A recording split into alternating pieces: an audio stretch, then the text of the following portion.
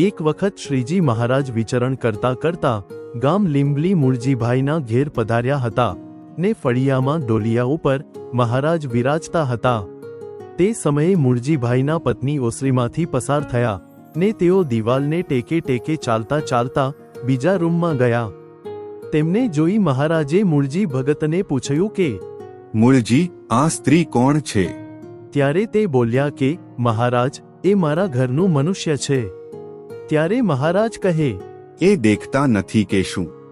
ત્યારે મૂળજી ભગત બોલ્યા, જે ના મહારાજ, નથી દેખતી। ત્યારે મહારાજ કહે, આ તો બહુ ખોટું કહેવાય, કેમ કે સ્ત્રીનો અવતાર, તેને દેહની ક્રિયા કરવી પડે તે બહુ કઠણ। ત્યારે મૂળજી ભગત કહે, મહારાજ, જગતમાં ઘણા આંધળા હોય છે, તે પણ પોતાની દેહ ક્રિયા કરે છે, ક્યાં જાય?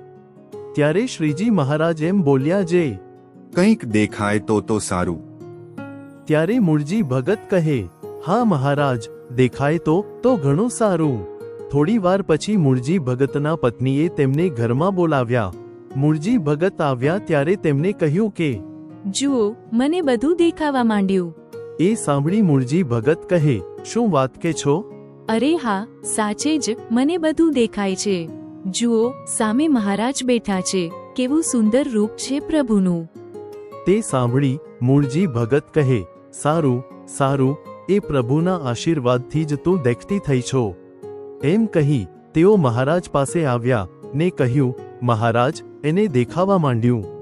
તેમની વાત સાંભળી મહારાજ મંદ મંદ હસ્યા ને કહ્યું, મૂળજી, એને હવે જીવન પર્યંત દેખાશે। અને સાચે જ તેમને જીવન પર્યંત દેખાણું। આવા હતા કરુણાનિધાન ભગવાન શ્રી સ્વામિનારાયણ। જય સ્વામિનારાયણ દયાળુ।